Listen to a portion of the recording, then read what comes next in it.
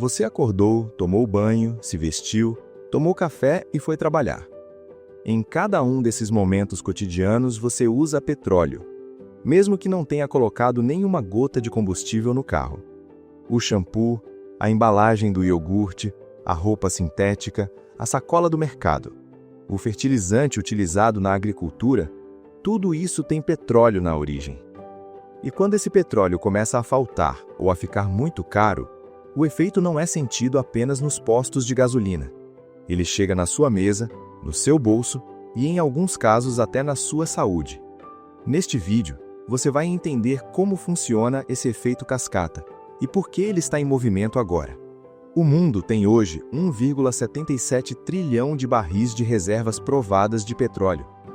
Essa expressão, reserva provada de petróleo, faz referência às quantidades de petróleo que têm alta probabilidade de serem extraídas comercialmente nas condições econômicas e tecnológicas atuais. 1,77 trilhão de barris parece muito, mas ao ritmo de consumo de hoje, 102 milhões de barris por dia, esse estoque dura cerca de 47 anos.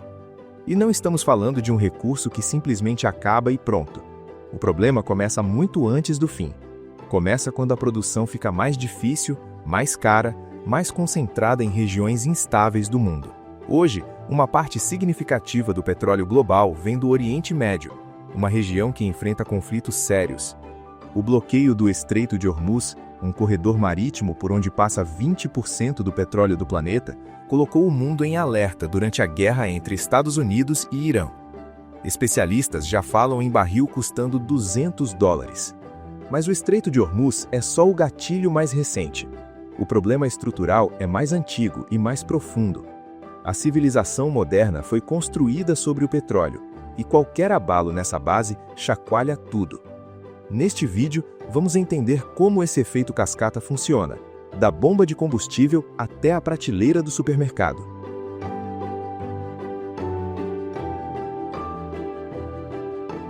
Quando pensamos em petróleo, pensamos em gasolina, mas combustível é só uma parte do que o petróleo produz. Da refinaria saem os chamados petroquímicos básicos: eteno, propeno, butadieno, aromáticos, amônia, metanol. Nomes técnicos que, na prática, se transformam em utilidades muito concretas. O eteno vira polietileno, presente em sacos plásticos, brinquedos, caixas d'água e embalagens de alimentos. O propeno vira polipropileno, usado em embalagens, peças de automóvel, tapetes e fraldas descartáveis. O butadieno vira borracha sintética, pneus e solados de sapato.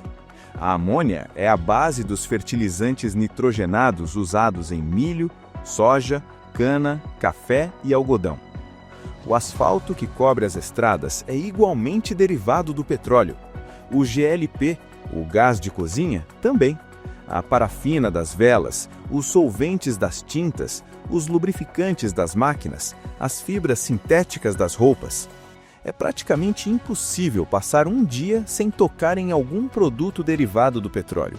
Ele está em tudo, de maneira visível ou não.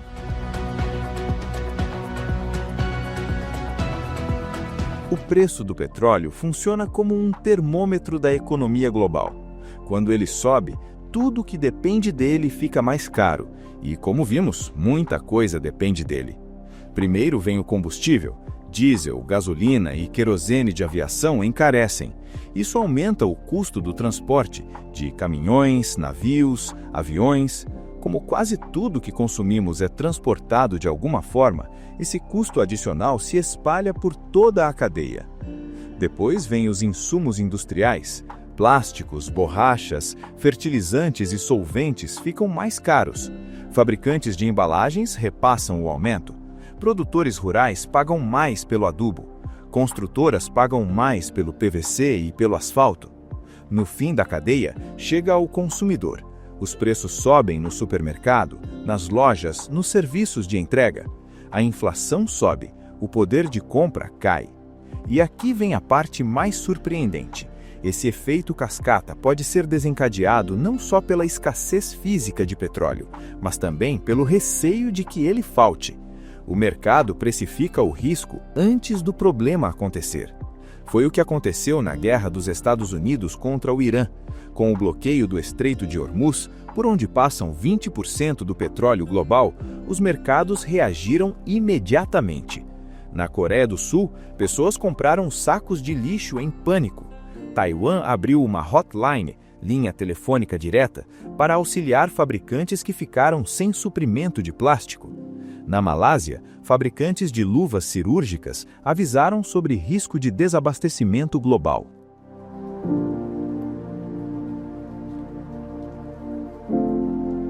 O Brasil ocupa uma posição paradoxal nessa história.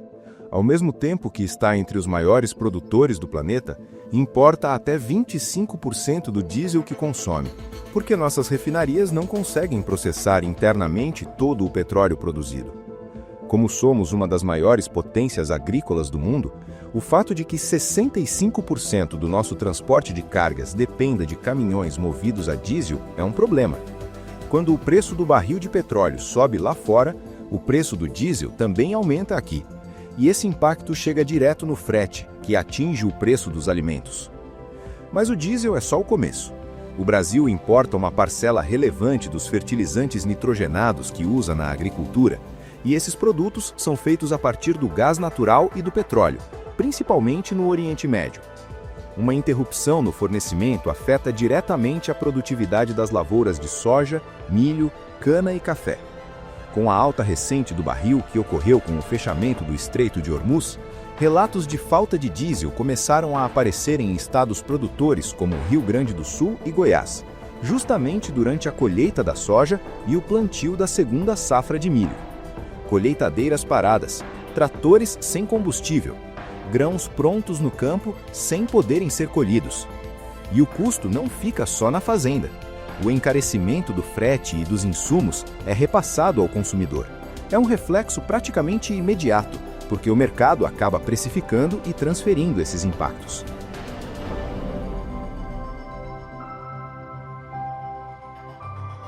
Diante desse cenário, é natural perguntar: existe saída? Sim, mas ela não é simples nem imediata. O Brasil já deu passos relevantes. O biodiesel representa hoje 15% da mistura do diesel nacional, reduzindo a dependência do petróleo importado. A Petrobras opera no pré-sal com uma das menores emissões de carbono do setor petrolífero mundial. E o Brasil possui a segunda maior reserva de minerais de terras raras do planeta, 21 milhões de toneladas, atrás só da China. Minerais essenciais para baterias, painéis solares e a transição para fontes renováveis. No campo global, a Arábia Saudita e os Emirados Árabes Unidos têm oleodutos alternativos que conseguem contornar parcialmente o Estreito de Hormuz. Só que, mesmo operando no limite, transportam menos da metade do volume que normalmente passa pelo estreito. A Agência Internacional de Energia mantém reservas estratégicas de emergência de 1,2 bilhão de barris entre seus 32 países membros. Mas o mundo consome 102 milhões de barris por dia. Essa reserva é suficiente para, no máximo, 12 dias de consumo global. A conclusão é desconfortável. As alternativas existem, mas a dependência estrutural dos combustíveis fósseis foi construída ao longo de mais de um século e não se desfaz em anos.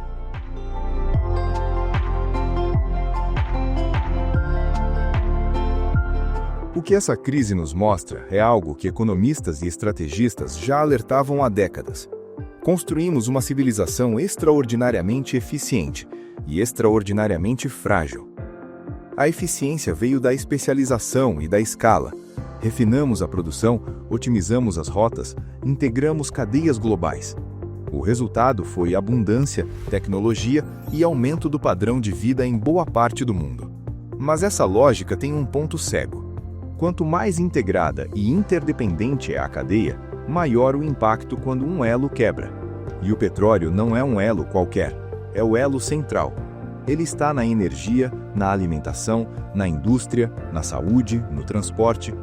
Quando o petróleo fica mais caro ou escasso, o sistema inteiro sente, em velocidades e intensidades diferentes. Para o Brasil, isso tem um significado especial. Somos um dos maiores produtores de alimentos do mundo, mas nossa produção depende de insumos fósseis importados. Isso significa que a nossa soberania alimentar está, em parte, nas mãos de regiões instáveis do planeta. A transição para fontes renováveis de energia, solar, eólica, hidrogênio verde, aponta para um caminho de menor dependência. Mas essa transição exige tempo, investimento e vontade política. Enquanto ela não se completa, os combustíveis fósseis continuam sendo o sistema nervoso da economia global. E qualquer abalo provoca consequências sentidas de alguma forma por todos. Da próxima vez que você abastecer o carro, pagar a conta de gás, comprar uma embalagem plástica ou ver o preço da cesta básica subir, lembre-se, esses números não são acidentais. Eles são um reflexo de uma escolha que a humanidade fez há mais de um século: construir tudo sobre uma base de combustíveis fósseis. O efeito cascata não é uma teoria, ele já está acontecendo. Nos campos de soja do Rio Grande do Sul, nas fábricas de luvas cirúrgicas da Malásia, nas prateleiras de supermercados da Ásia e no diesel que abastece as máquinas que colhem o alimento que chega à sua mesa. A escassez de combustíveis fósseis não é um problema do futuro, é um processo em curso, e entender como ele funciona é o primeiro passo para não ser pego de surpresa. Se esse vídeo te ajudou a enxergar conexões que você não via antes, deixa o like, isso ajuda o canal a chegar em mais pessoas. Comenta aqui embaixo, você já sentiu esse efeito cascata no seu dia a dia ou na sua produção? E se ainda não é inscrito, se inscreve. Toda semana tem análise de economia e geopolítica para quem quer entender o mundo além das manchetes.